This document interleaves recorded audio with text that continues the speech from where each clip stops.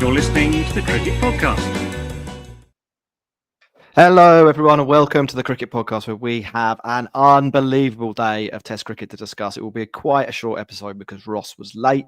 I'm getting the dig in early on that front, but we'll try our best to get through all the drama. I'm Jack Hope. I am joined by the aforementioned Ross Legg. How you doing, Ross? On your phone, so we'll see how the audio works. Hey, technical difficulties. That's it comes to us all. So yeah, let's get on with the show. What a day of cricket, and it's been great. I've watched half a.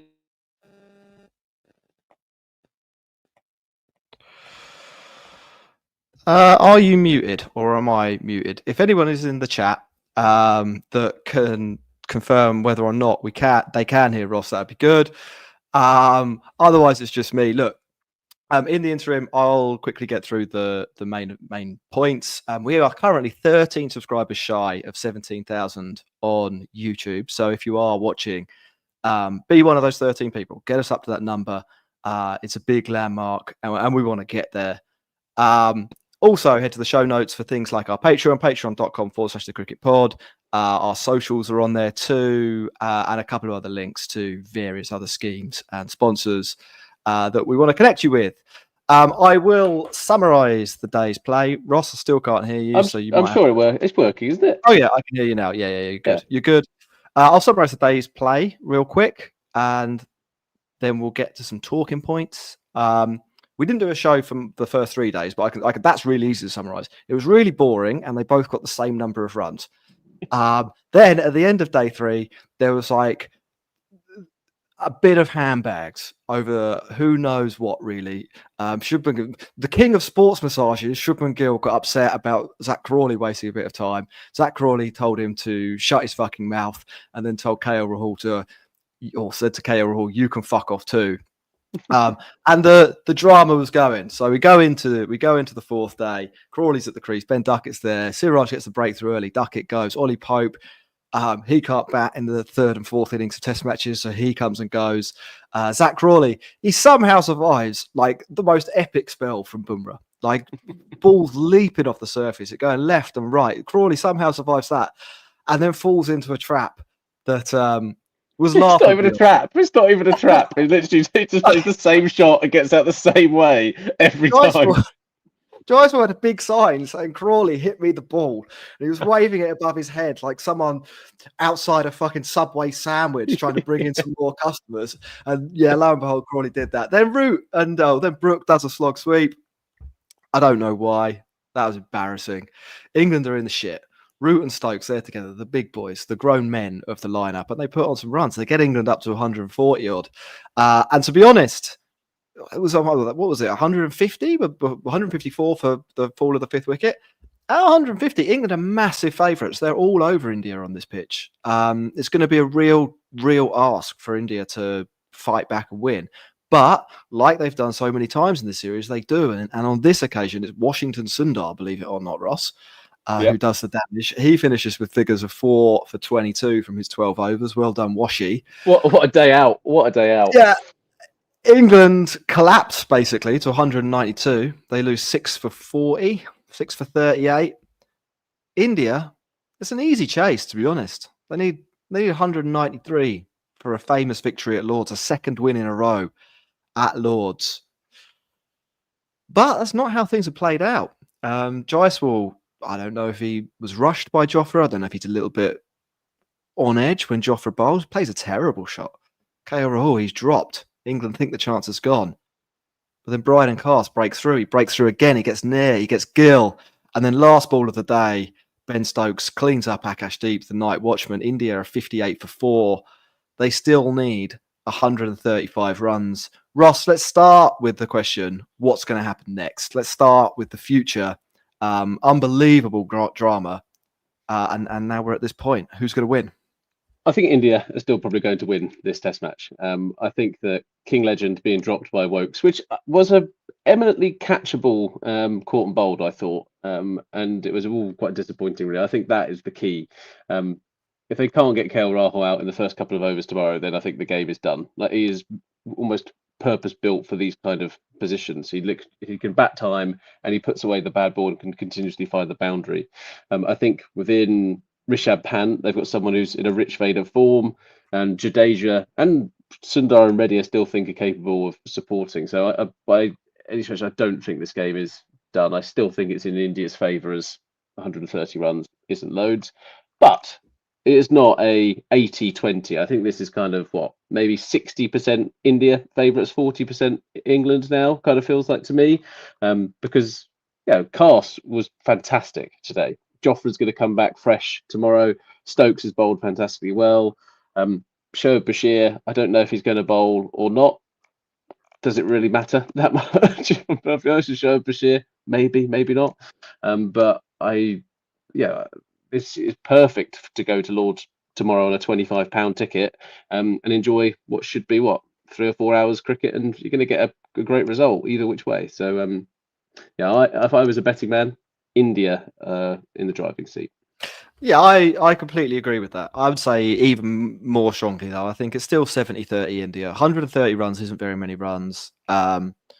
The Akash Deep wicket is irrelevant, kind of, from a wicket point of view. What that does mean is that Washington Sundar bats at 9 now, which this is why Night Watchman it's a poor tactic, basically, because Washington is a good batter, but there's a chance that he ends up batting with Siraj and Bumrah at a very critical moment in the game, and they get out and they beach him.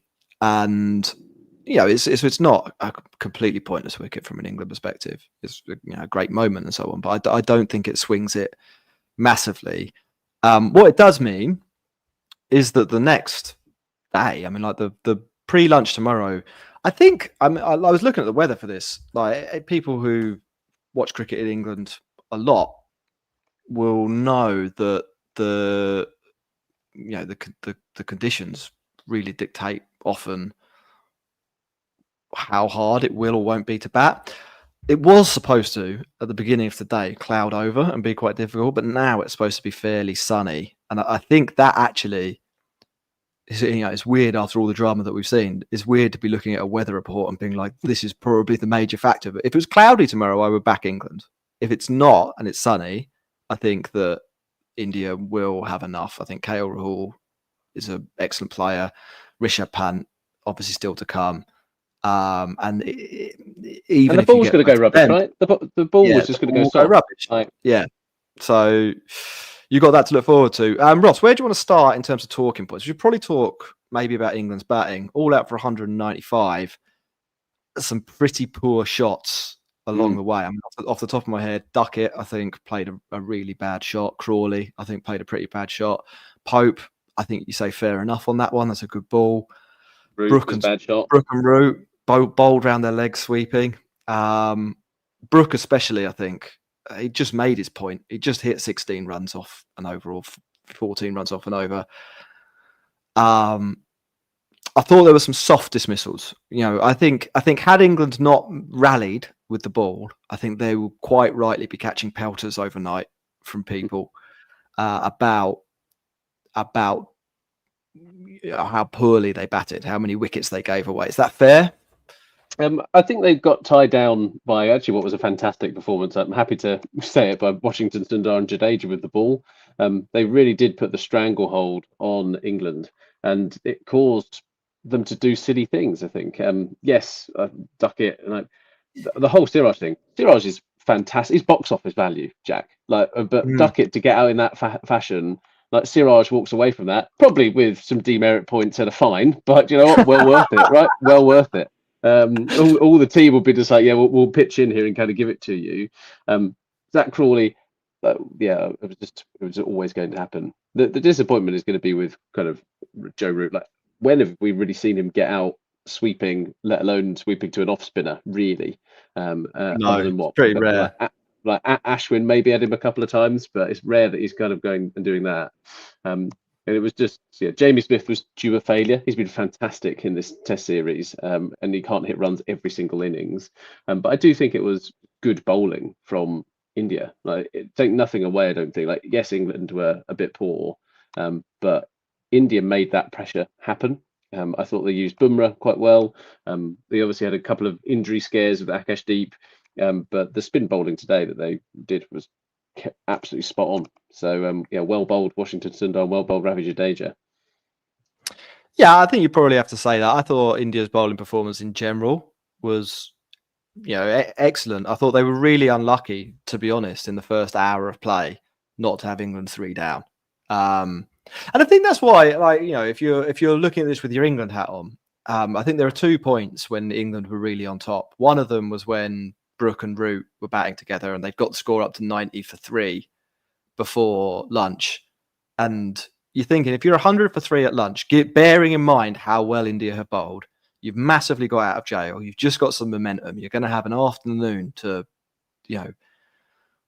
put the pressure on India, basically. And I think to decide to play, I've never actually seen Brooke sweep a seam bowler. Like, I've seen him play a lot of funky shots, but that's not really one of the ones that I would say is in the Brooke repertoire.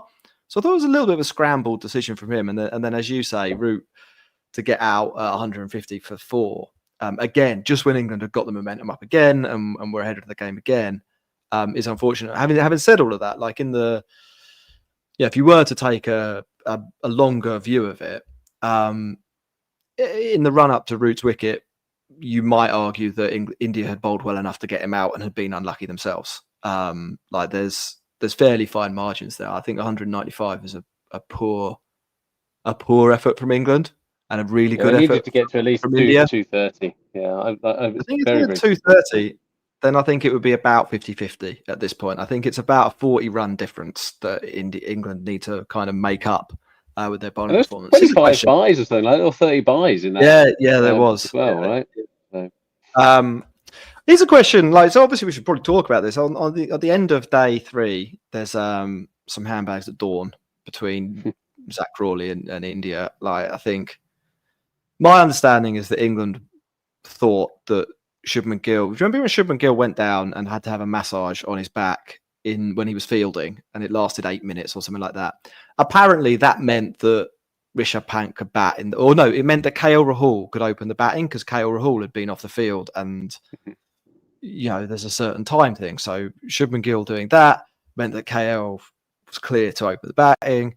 England were all upset about that, so England did their wild catch strike thing where they didn't come on the pitch. Zach Crawley told everyone to fuck off. I'm interested to hear from your point of view, because I think it'll be different to mine, about whether you think that affected the actual outcomes of the play today, or whether you think it just added to the drama but didn't have an impact on the cricket. I think it probably had a slight impact in terms of firing up someone like Mohammad Siraj. I think there's that point. I think Siraj can actually be quite a middling bowler, but he's again one of those people. If you get a bit of fire in his belly, then maybe there's a couple more miles an hour, kind of gets out of it, and you kind of get into someone like Ben Duckett's head to play what is a pretty poor shot on that front. Overall, these are professional, elite level players, right? So I don't think it has as much impact as people think it does. I think on 1 or 2 pieces it does, but overall, I think it probably just gave Siraj a little bit more fire, but that's kind of a little bit unquantifiable, right, on that front. I'm absolutely here for it. I don't think it makes the test match a much more enjoyable spectacle after what was a drab couple of days. It was all pretty hilarious at the end of yesterday. So yeah, I'm completely here for it, and I hope that Siraj doesn't get banned for doing it. I think there should be metal in this type of test series, and that's what we want. And tomorrow is set up perfectly, and whichever team wins it is going to be, probably, I hope, jumping up and down in front of people is going to be completely pathetic. I can imagine some of the fronts. Yeah, there's definitely going to be some moments that people look back on and are embarrassed about their behaviour. There'll be, and that person is probably going to be Sunil Gavaskar on comms when he literally runs around something, right? There's going to be some commentators and pundits who take it like they're trying to play the game. It's just like, guys, it's not happening. Yeah.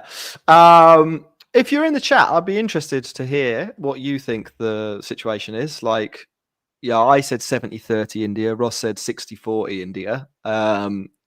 We can do a wisdom of the crowds and maybe get to the correct outcome there. Ross, the wickets at the end of the day, though, from an England point of view,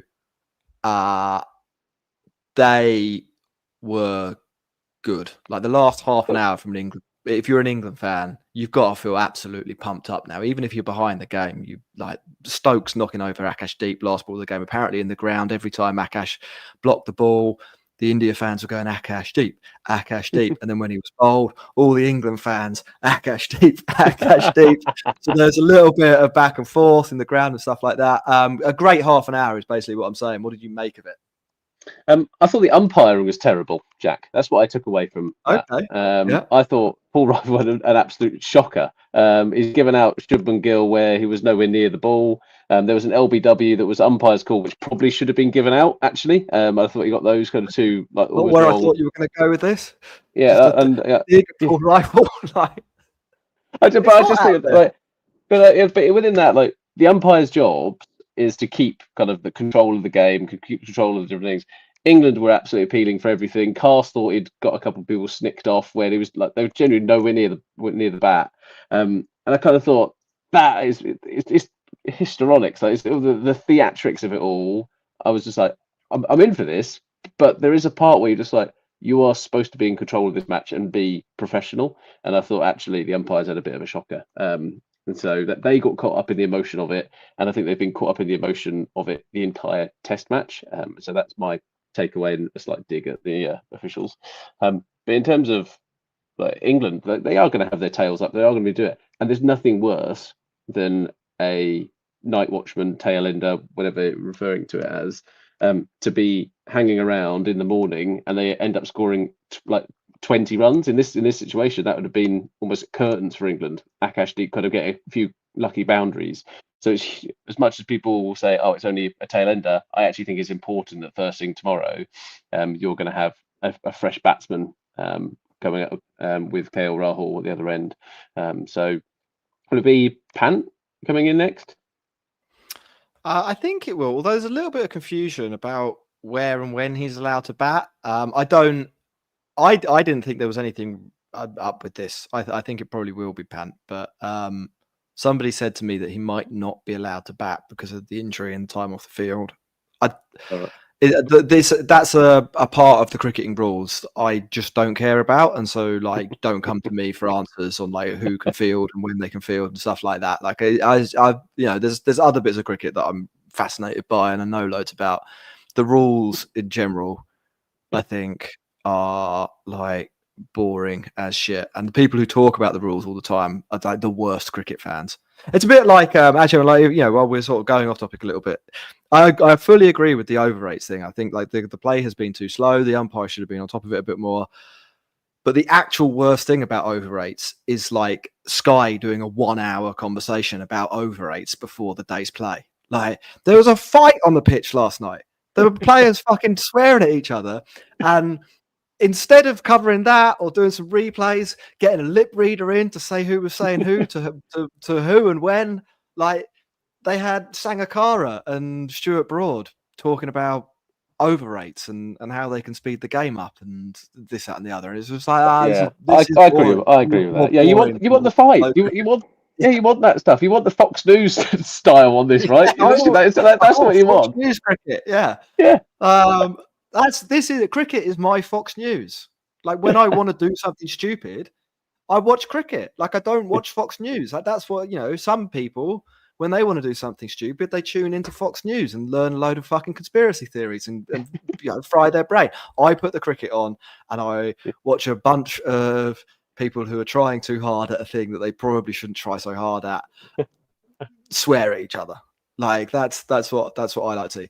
Just on the last half an hour though, before we wrap up, I think it really did show the pitch changed a bit, and I think like the first 3 days of this test was so boring, so unbelievably boring. So for today to be as dramatic as it was from a cricketing perspective is fantastic. But I think it also did expose.